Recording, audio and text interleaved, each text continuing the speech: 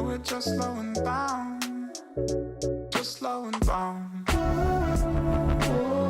Hi everyone, welcome back to a new episode of The New Unfiltered. Before I get into this episode, I just wanted to plug Metro Podcasts, which is where we are hosting all of the podcasts this week in New York City. I'm also interviewing the founder on a future episode, and I love that it's a woman-founded company. Obviously, podcasting has been and continues to be such a big part of the entrepreneurship and startup world. So if you go to the show notes, I will also plug where to book your own studio if you're filming in New York City.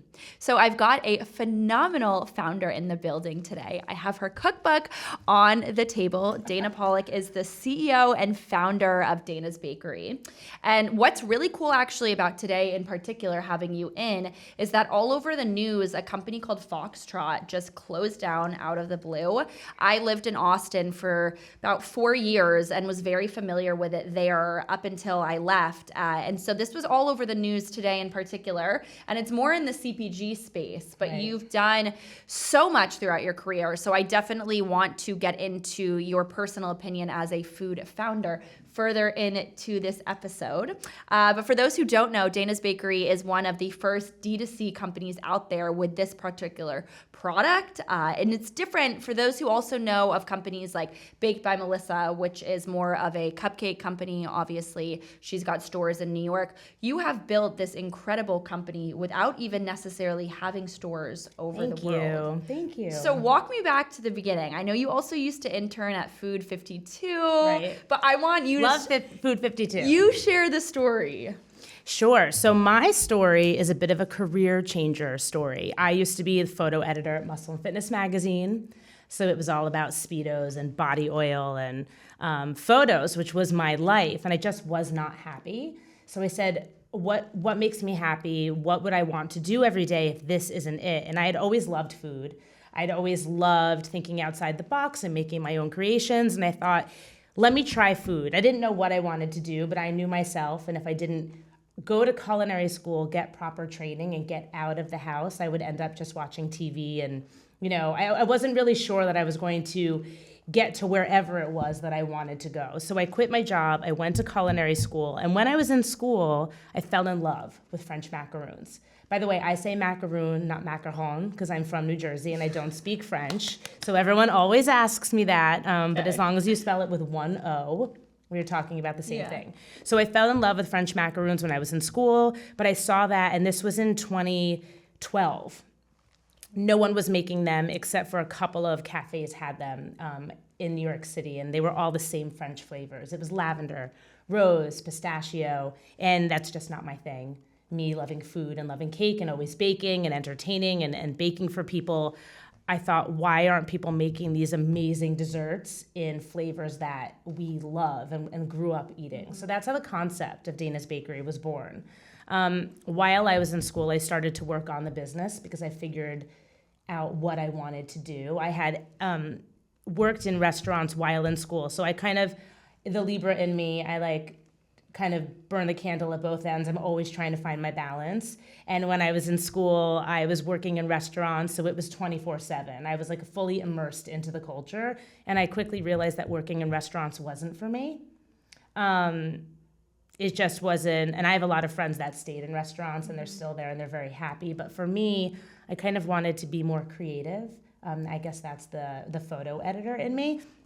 So that's how the concept of Dana's Bakery was born. I said, I want to make these, but in flavors that I actually love and eat on a regular basis, like red velvet and birthday cake. And so that's kind of how it started. When I was in school, I started to develop my own recipes.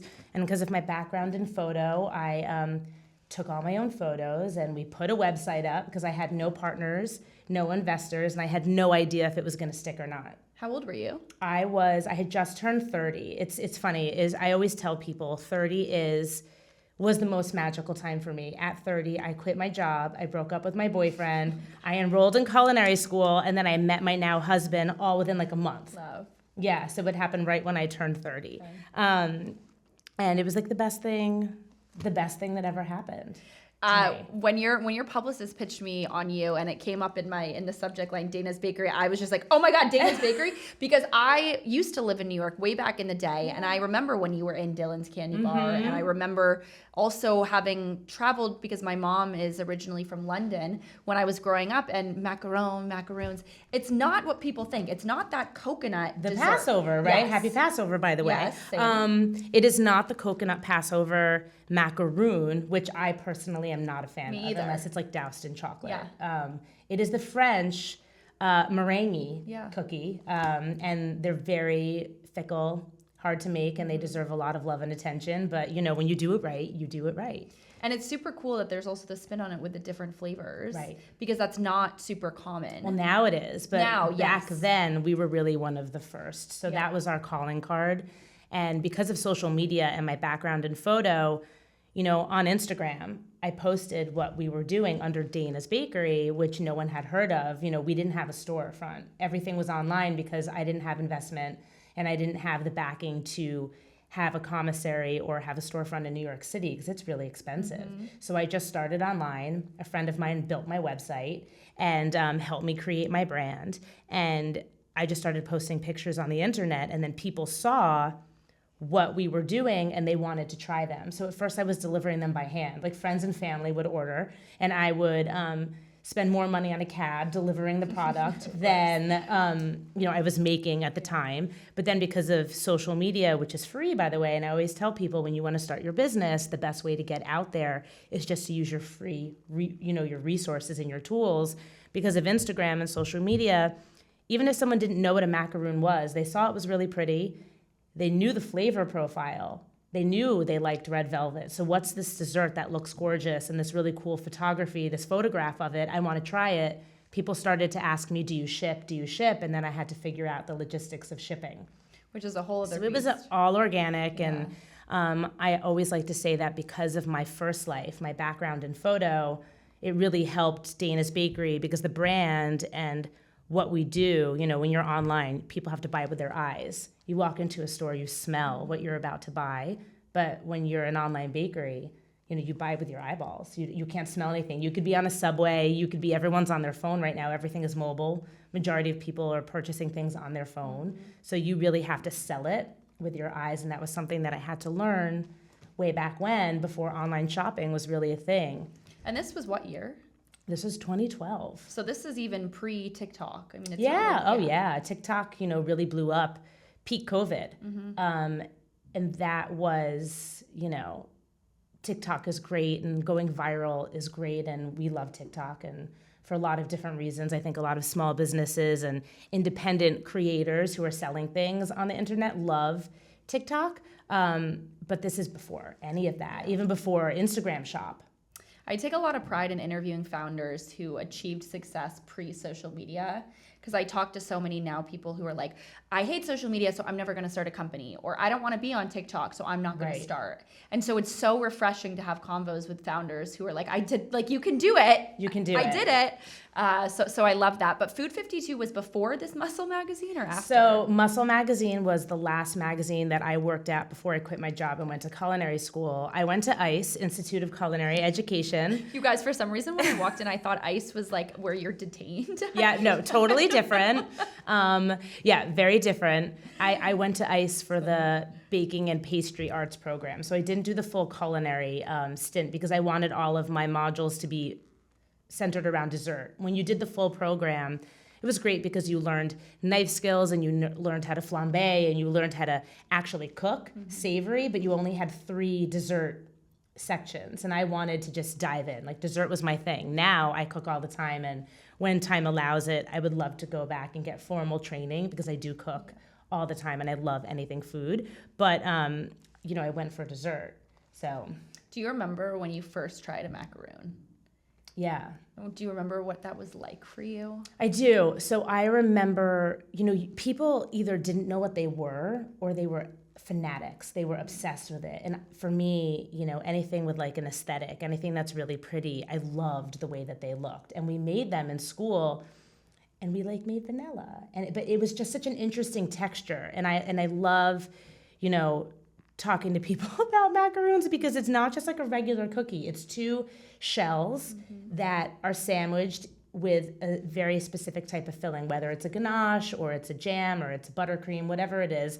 But what happens with a macaroon is you're never supposed to eat it the day you make it, because when you make it, there's 2 shells in a filling. But if it sits in the fridge overnight, and osmosis happens and that filling softens up the top and the bottom shell, and it gives the macaroon this really unique texture and consistency that is very specific to a macaroon, where you have a harder outside shell, but then the inside is just this one really just decadent, I don't know how to describe it. Like you have them there, you just bite it. It's just very specific texture. I know what you're talking about. Yeah. I also have had macaroons from La Durée, which are frozen like they're frozen macaroons, but they seem like they're made fresh day of. Right. I don't know enough about it, but when you said that, you made me think, because La Durée is like the Parisian, but now it's everywhere. Right, exactly. Yeah. Now it's everywhere.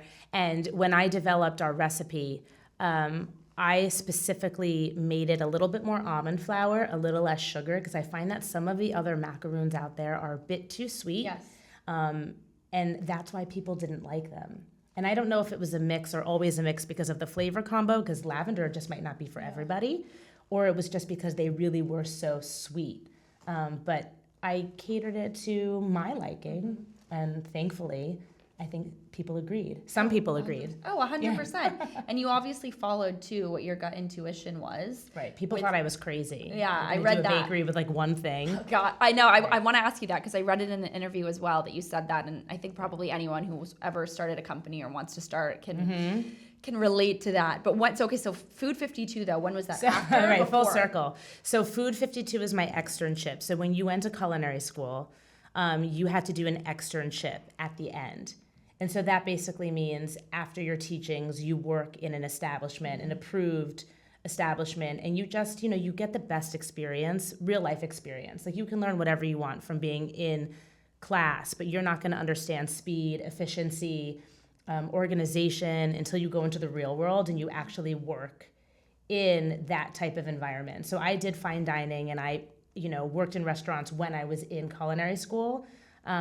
I would have class during the day, and then when I would get out, I would do prep and do service nights and weekends. So it was really like getting home at 2 a.m, going to class at 7 a.m, like 24/7. That was my life. So I knew I didn't want to do an externship at a restaurant, but I have background in photo, and Food 52 is this amazing platform which has grown leaps and bounds since I was there. And I said, it's an online. It's this online community where real people are making recipes, posting recipes, and they're doing so many different things. And I said I need to do my externship there because it was the perfect marriage of photo and food, which is what I did. So I would go there and I would help them with all their photo shoots. I would help style the photo shoots, help with the photo shoot production, and cook the food. It was great. I started my original blog back in 2011, and I remember Food 52, and thinking it's kind of Amanda and Meryl, the yeah, best. And it's like almost like the blogging version of a magazine. Which they were so ahead of their time. Yeah. Right. And now I believe Erica Nardini, who's at Barstool, I don't know if she's not the CEO now, I don't think. My husband just sent me that article, but she's now going to be working with Food 52, which is awesome. Which I find so interesting because obviously Barstool couldn't be further from food. Minus Dave Portnoy's like fetish for pizza reviews. I mean, but like everyone knows the rules. Like I get it, you know. But so I'm intrigued. Very different, but I'm sure she'll be great there. But when I saw that, I was like, oh, this is awesome because it's an OG publication in a way, Food 52. But I do remember the photos were so beautiful. But when you were working in restaurants, were you bartending? What were you doing? No, I was in the kitchen. Okay. So there was a pastry chef, Gustavo. He took me under his wing, and I opened up restaurants with him. He taught me all the real life experience. So I would do prep during the day, I would do service at night, and I was working in the kitchen in the dessert department, which is a whole nother beast. A lot of people ask me if I've ever worked in restaurants or had a traditional job. It's not like I came from any money, but I never worked in restaurants or anything. Right. And it's hard. Everyone I know who does, it's like fucking terrible. You know what it is? It's one of these things where it's not for the weak. It's like when it's the holiday and everyone's with their family, like you're serving other families. And it's grueling work. I mean, you're most likely usually in a basement with no windows and very close quarters. It's usually 1,000 degrees, and you're working with, crazies, everyone that works in the kitchen. There's a lot of different personalities and great ones and also crazy ones. And it's like a melting pot of all these different people. But, you're lugging, for me in pastry, you're lugging 70-pound bags of apples up like flights of stairs, and you're coring 700 apples for dessert service later on in the day. I mean, it's grueling work. The pay is not great usually until you work your way up, and it's not for everyone. My sister used to work at coffee shop in Union Square. Well, now it's closed. Right. I mean, I used to love that restaurant. I know. I Right. couldn't believe that I they lived down the closed street it. from there. Oh, okay. Yeah. It's so sad. But she would give me a lot of the stories. But they had this whole back door for the models because she was a model, so she was doing the modeling in the All the models in the worked restaurant. there. Right. Yep, back in the day. But what was the first restaurant you worked at? So I helped open up Lexington Brass, which is part of EMM Group Yeah. Catch, that whole restaurant group. And it was in a hotel in Midtown, and I helped open that restaurant, which was really cool because that's great experience that you would never get anywhere else. How did you get that job? Gustavo. Okay. He took me under his wing, and Interesting. he said, "We're doing this project. You're going to do it with me." And- And he was amazing. Why you? Like, what do you think he saw in you? Because I feel like at this point now I'm really good at, I don't like scouting talent. Sometimes I Right. see potential entrepreneurs and I don't think they'll be able to do it. And then I see other ones who are like, they seem to have the vibe. Yeah. So for you in the field of restaurants initially, what do you think sparked his eye? I think that in order to make it in anything, you have to have a I don't give a fuck attitude. And it's not even necessarily like Nike, just do it. It is. But give zero fucks is something that I always say, because if you don't just try, what are you doing? And it's nerve-wracking when you're still in culinary school and you go into this restaurant with all these chefs and you just walk in there and you say, "Hi, do you have anything for me? I'll start washing dishes. I don't care. I just want to get in and I want to learn." And I think he saw that, and he really took me under his wing. And because of him, I was able to really get that experience. So was And then also see that I didn't, later on, I decided that that wasn't what I wanted to do. I come from a very entrepreneurial family, and I knew that I kind of wanted to be my own boss in a sense and just do my own thing and pave my own path. But I gained so much experience from him and, just that whole portion of my learning, my teachings. So you would say he's a mentor, or Yeah. was? And was he kind of your main mentor for the original years of your career? In the restaurant Yeah. space. Yeah, in the restaurant space. And then when I went to ICE, when I was starting Dana's Bakery, there were some teachers, Chef Catherine, who really helped me figure out some of my recipes when I was struggling and I couldn't get something right, and they were very instrumental and really went above and beyond to help me. You have a community, and they really are there, and they want to see you succeed, and then what you do from there is up to you. But if you have those people around you and you're willing to ask for help and you're willing to put in the work to make something happen, Yeah. I interviewed Candace Nelson from Sprinkles, and it's very similar, the mindset I found of founders in this food space in particular, especially ones who went from even more traditional media backgrounds. She was in finance. I was going to say she was in finance. Yep, right. you were working in food photography, but still at a Right. publication. And so it's very cool because there's just that gut intuition, it seems, that you Right. both had that really made you do this.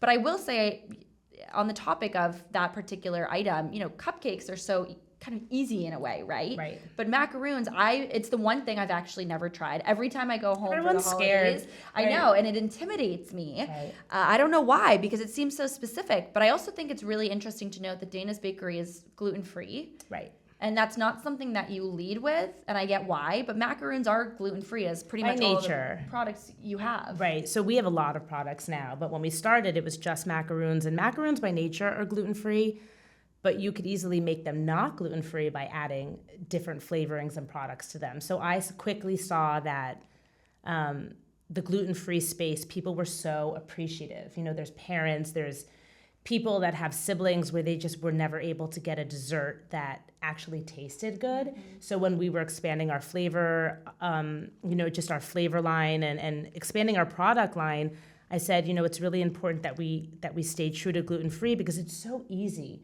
to do. And then when we expanded our product line, I also didn't want to have to pay for a second kitchen.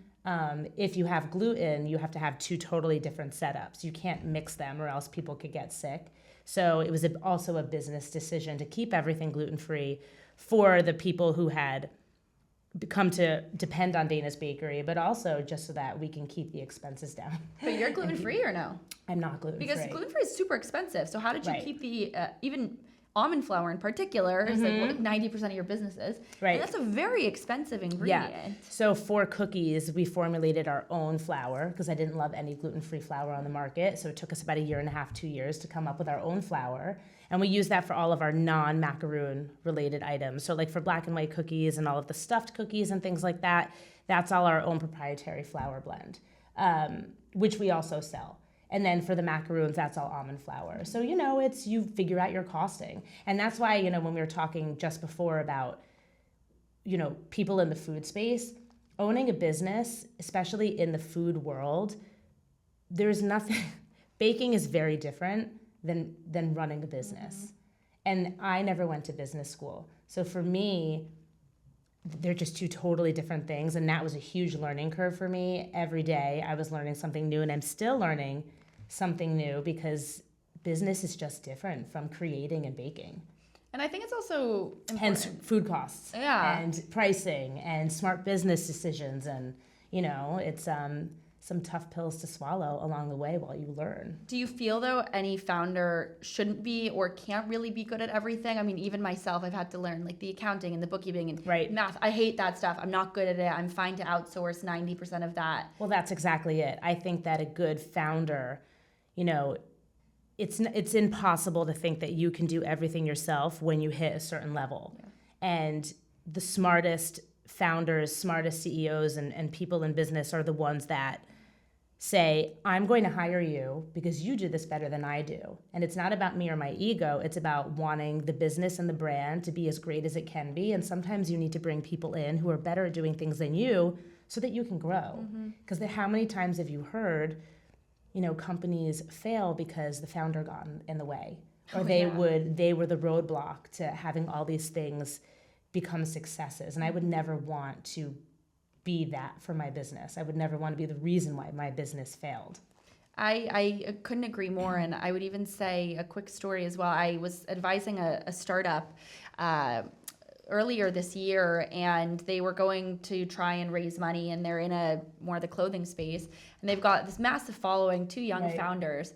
And I have to be honest, and I no longer work with them, but I could not get over the fact that they, in particular, were, I don't want to use the word narcissistic, but almost too like, it's the best, it's going to work. And I said, well, what if Right. you got sued?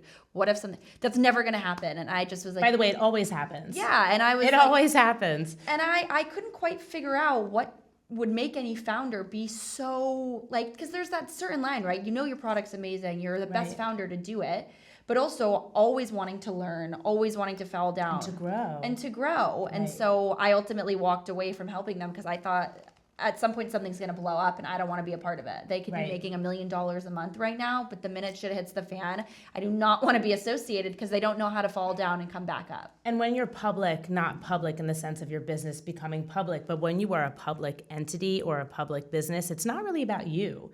You are serving customers and you are serving people, and it's really their interpretation. It's how they respond to you and your product and how they review, what you're putting out there.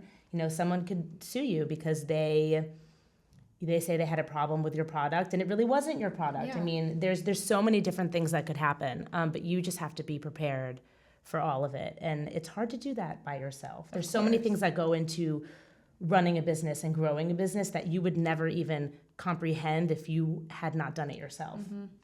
So you solo start Dana's, and you Yeah. said you were bringing this around the city, and it was just macaroons at the Right. beginning. Yeah. And how did you decide what flavors to do? So I am always just inspired by things around me. And, it's the holidays, there's different candies and things like that. And because of social media, I would also engage people and in real time get people's opinions and ask them, take polls and things like that. So what started with macaroons, we had 12 core flavors, which we have most of them, the same core flavors, 13, however many years later. A couple of changes, like instead of just regular chocolate, we ended up making chocolate molten because we had a Valentine's Day box and people loved it. It was like full with the fudge in the middle. So we decided to make our chocolate molten. And there's been some variations of the core flavors, but they've really stayed the same. And I took some of those flavors away to switch it up, and people were livid. They were so upset that birthday cake was gone, and they were so upset. So what we did was we kept our core, and then we introduced rotating flavors of the month and things like that. And yeah, just it's an evolution. It's an ongoing process. Of course. But that original like time frame, right? So how did you get any money how were you making this product? Were you at a commercial kitchen? Yeah, so I started in an incubator kitchen. My mom, and the reason why headquarters, so I lived in the city at the time that Dana's Bakery started, and my mom is in New Jersey. And so my mom found me a test kitchen, and I went there 3 times a week. I had a couple of hours booked every week to work on my recipes and to work on my business. And then as we grew, I hired local people. So then fast forward a couple years later, we've now maxed out and taken over the whole entire building. I have a staff of whatever it was, 15 people, and they're all New Jersey locals. And then we outgrew that space. That's not true. We were on top of each other, but my landlord ended up kicking us out because he could get more rent if he split it up.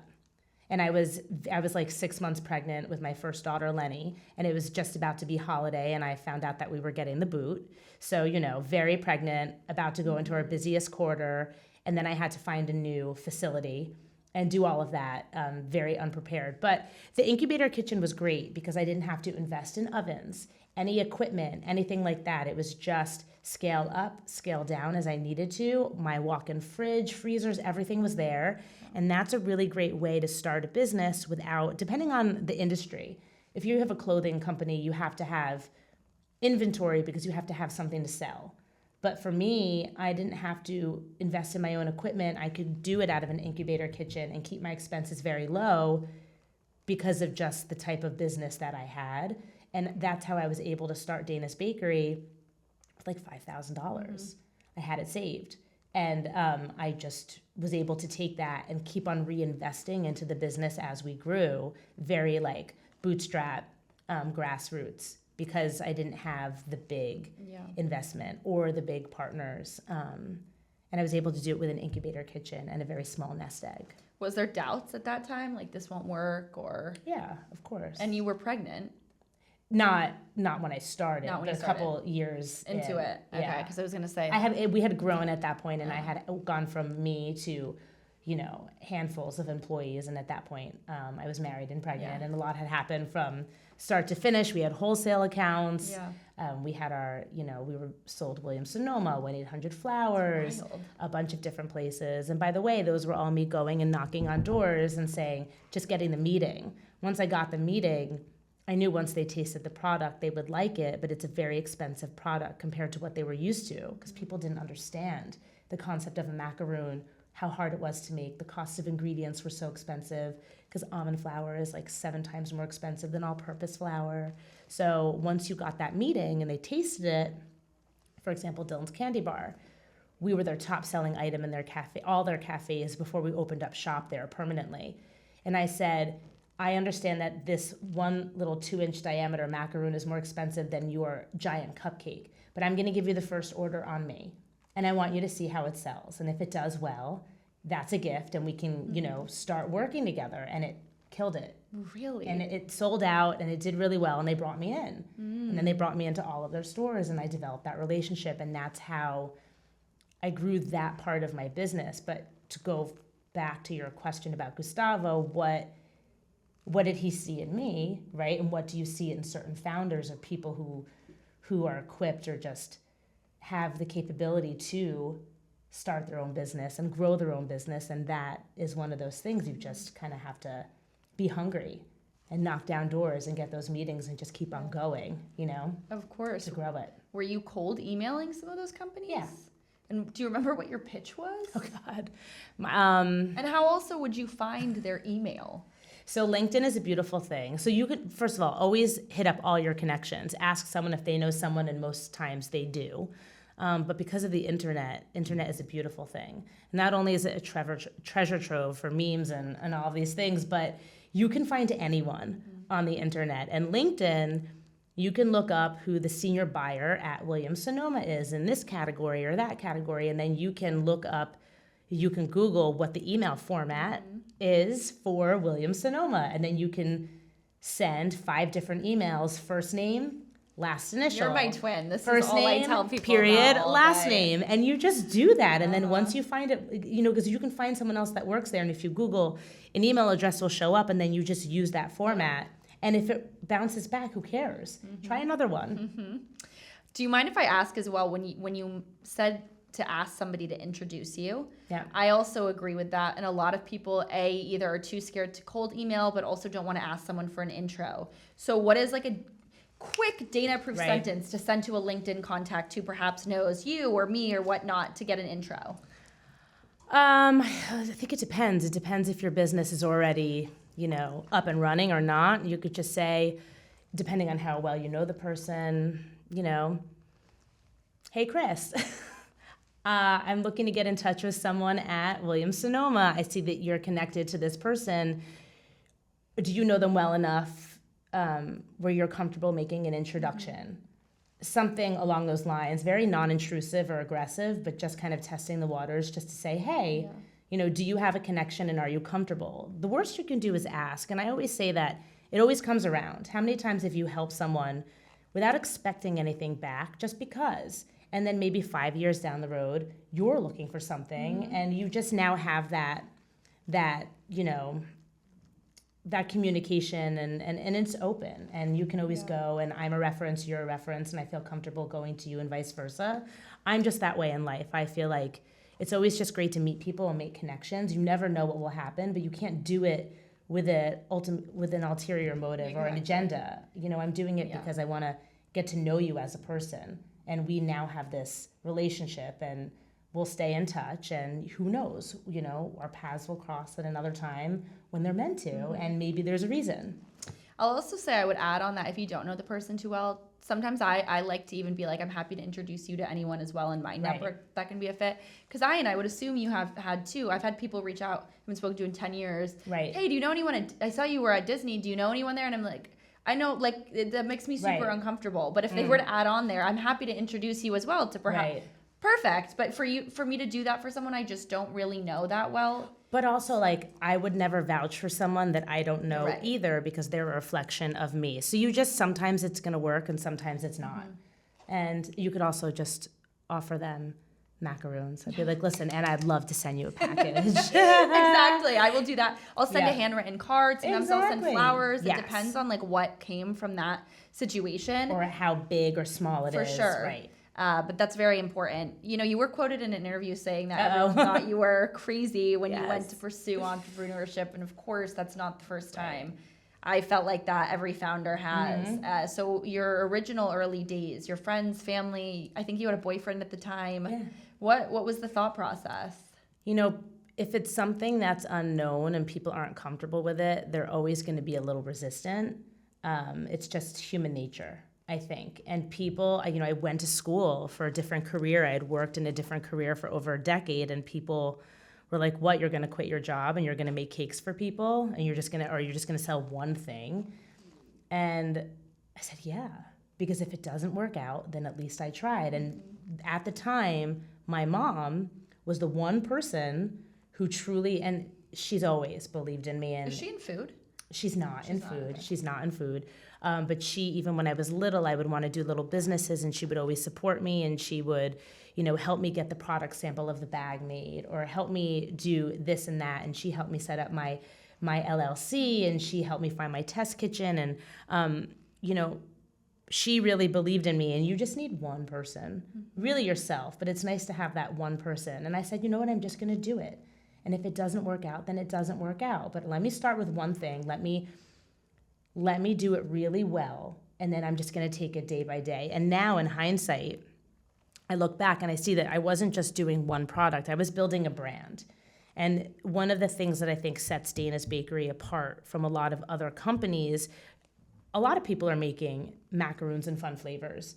And a lot of people are gluten-free. And I have a lot of people on Instagram who rip off everything that we do and block me so I can't see or comment on it. I mean, it's everywhere.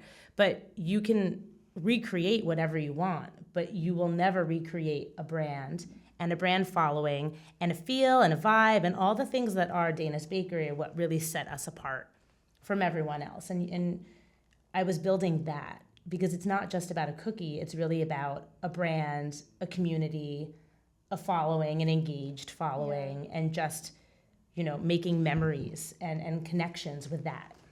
So interesting, because I think of that as well, like looking back to even when I started, and I'm not obviously in food, more of like the personal brand space and this Be Fearless community that I have. All of these building blocks were towards this Alexa Curtis brand, but I was dabbling and trying a podcast and a website. Right, and you were figuring it out. Would you say that was the same for Dana's at the beginning? Like, did you know when you started, this is going to be a brand? Or were you just like, I'm just going to make macaroons, see if they sell, if we can work, and then go from there? I knew I needed a brand, but the brand to me, in hindsight, I see it very differently, but the brand to me was my logo. And it was, we are not your ordinary macaroon. You're not your ordinary bakery. I never said Dana's Macaroons, I said Dana's Bakery. We are not your ordinary bakery. We color outside the lines. Like, I didn't want to do anything that anyone else was doing.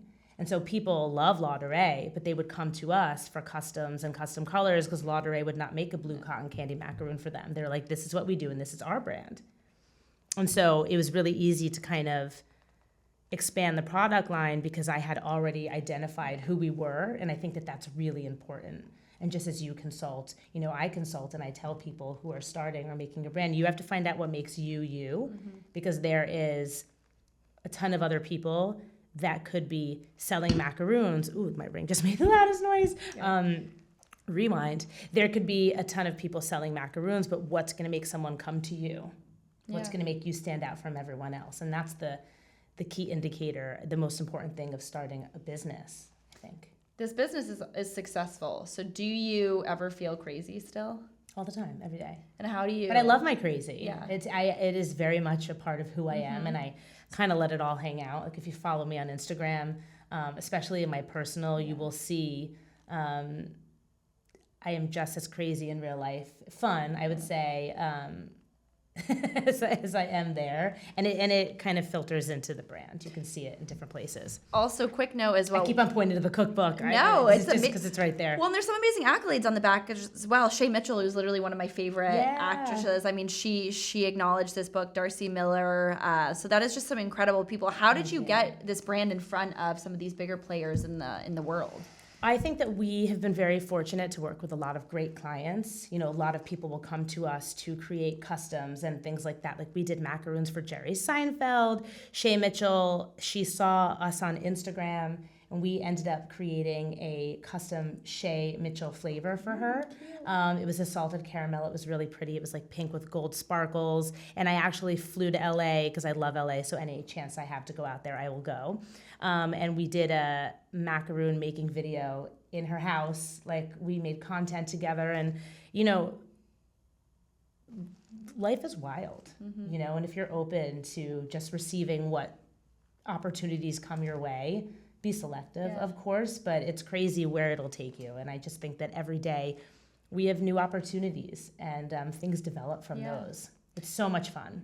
I love that, kind of that abundance, open mindset. It's nice. If you're open to it, it'll come. Yeah. I mean, there's so many people that have roadblocks, and they, again, get in their own way. Speaking of founders and people just inhibiting their own success.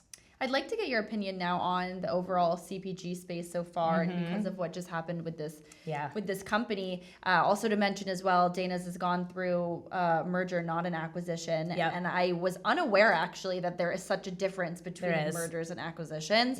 So first question for you is, in the CPG space, and I would say for those who don't know, Foxtrot in particular was this marketplace in Chicago, Austin, Texas, that was like, all these $14 hot sauces. But they catered to very small, very, very small business. They were very small business friendly. And I think that that's why this is making such a splash, is because it just, all of a sudden, like midday just closed. No one had any idea that it was having any trouble. And a lot of people depended on that resource, right, for their livelihood and to get their brands out and to make money. Sorry, I didn't mean to cut you off. No, it's just okay. adding to it. Yeah, but someone also wrote on this video as well that, what did they say? Oh, what does this have to, or does this have something to do with the future of CPG? And I know Dana's is not necessarily like CPG brand. Right. And for those who don't know, a CPG brand is basically like if you're at Whole Foods and you're in, supermarket shelves, big box stores, things like that. But there are some of these crazy CPG brands that have blown up, and they're like I said, the hot sauce, and we've got like $15 chocolate bars and all of this. And I think because of social media, it is just completely ballooned. I mean, no one, I don't think 10 years ago would have thought that anyone would buy like mayonnaise that's TikTok shop. Ridiculous. Right. So do you think that there's anything that has to do with this space being so saturated and a bit ridiculous right now? Well, do you think that it is that things like TikTok shop are phasing out the middleman retailer? Or do you think that it was a company that had a concept, got very large investment, and then kind of lost who they were? And Actually. I think it's a mix of both. Yeah. I think that, from the feedback that I got and just the little bit that I know diving in, I think that they had a concept and then they started bringing in bigger brands maybe to pay their bills. And no one really knows what happens behind closed doors. You don't know when a company is struggling. You don't know if they're profitable or not. You don't know any of those things. So for companies to get such large investments, have huge valuations, and open up locations, and you just don't know. I'm just trying to wrap my head around it, of what it could be that led to their demise. And by the way, it was very sudden. Mm-hmm. It wasn't like anyone had any. It's not like Bed Bath & Beyond where you knew that they were struggling and then they had like fire sales. It was people were in the store that day and then asked to leave because it shut. Yeah, which is wild. But I think there's so much to be said about like this current fundraising market and being a brand and these YC-backed companies. And you don't even realize it's insane just because a brand, Theranos, Elizabeth Holmes, I don't know if you know that store. I'm like fascinated by it. But I mean, look, it didn't even work. The product didn't work, but invested millions of dollars. Right. And so a lot of it is smoke and mirrors. Like you just don't know. But I'm curious, where do you go to find new brands? Like if are you at the grocery store, if you're like, oh, I want to find a product for, I don't know, you want to make something new or whatnot, where are you finding brands? I mean, honestly, it's either word of mouth or it's the internet. I go down, I lay in bed and I'm on that rabbit hole. I'm down in the bottom of and I'm like, okay, 10 minutes and then I'm going to bed, and then it's 2 hours later and I'm like, I am still scrolling and I'm looking and this is one of those things where, I forget what we were talking about earlier and where I was thinking about this, but we're talking about TikTok, right? And we're talking about people. Maybe it was when people, and you might want to cut this all together, but maybe it's people about having to need social media. Yeah. We were talking about how Foxtrot closed and a lot of people depended on Foxtrot to sell their brand and get their brand out there. If they ban TikTok, people have built brands on TikTok. What happens when that goes away and your main form of income or selling your product is gone? And I was thinking about people who sell at Foxtrot. You never want to have all of your eggs in one basket, right? You never want that to be your end all be all and all of your orders are there. If you have an established business and you're selling anywhere, okay, use that to keep the lights on, but don't give up looking for other revenue streams. Don't, give up looking for other stores to sell in or other ways to sell, because what if that goes away? You know what I'm saying? It's like influencers, right? How many influencers do you know that now have their own business ventures because they needed to find other ways to make income, because it's inevitable that over time things change. Yeah. And that got saturated, and that wasn't probably as lucrative as it was because so many people were quote unquote influencers. So you needed to have other ways to bring in money, creating your own clothing lines, getting into home and lifestyle, making new products and using your influence to sell those things where you make money in a different way rather than just getting sponsored from other brands to post. Yeah. It's just the evolution of everything. And I think, to bring it full circle, that might have hurt Foxtrot because there's so many other different places where people are now finding product and cutting out that middleman. They take a percentage. Yeah.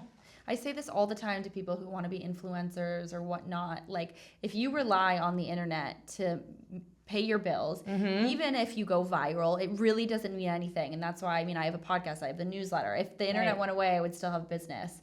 But that took 10 years. And so I think a lot of these young people, they think in that way, like, I'm going to go viral on TikTok. Or imagine if Dana's was just, you were just selling on Instagram. Well, here's the thing, right? Instagram was the number one driver of my sales. What if Instagram goes away? And that's why it was really important for me to have a strategic partner, which I now have, to have other revenue streams, whether it's corporate or it's events or it's gifting and it's other product that can be CPG, like my flour, kits, things like that. You never want to back yourself into a corner where everything can just go away because the trends are changing, because the trends will always change.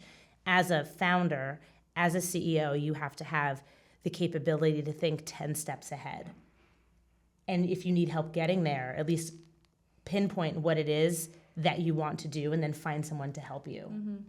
So, and feel free to get as intuitive as you want. But I guess what I would like to know first is, what is the difference between a merger and an acquisition? So an acquisition is essentially when a company is bought out, right? Someone acquires your company and it's no longer yours. A merger is when two companies merge to make a new company. And why would a company want to merge to make a new company? Because they either want to have or retain some of the assets that the old company has, whether it's the founder, whether it's you're trying to. I'm trying to think about the West way to explain it. This might take some editing. Yeah. I'm trying to think about the best way to explain it. So for me, I was looking for a very strategic partner. I was not just looking for an investment. If I had an investment, it could be an angel, it could be just getting money, and then I would need to still figure out how to get someone in place to help me strategically.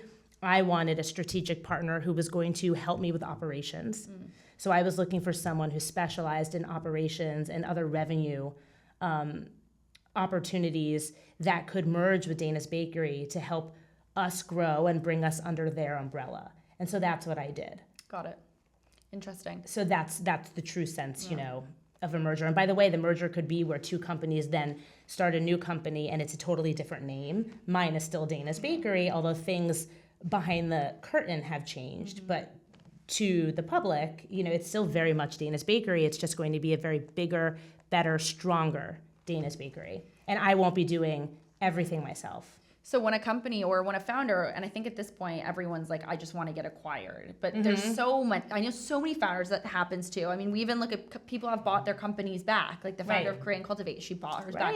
Dave Portnoy bought Barstool back. Right. So is that something that's in the future for Dana's that you would want to do? No, because I didn't sell it and I'm not involved. I merged and now I'm very much involved, but I get to do all the things that I love. I have the backing and the partners to help me achieve more goals. And I think that that's the difference. And that was really important to me. Money, and I say this, but in context, money is easy to get. It's not necessarily about getting money. For me, it was about not wanting to walk away from my brand and wanting my brand to grow to the potential I knew that it had. And I was able to have an honest conversation with myself and say, I've been able to get it here in this amount of time, and that's great. I know that it could go here. Can I get it there myself? And if I can't, what would that take and what kind of people would I need in my corner? And that, just goes back to the point where I said, you need to know, can you take it there? And if you can't, what will it take to get there? And who do you need to bring on to make that happen?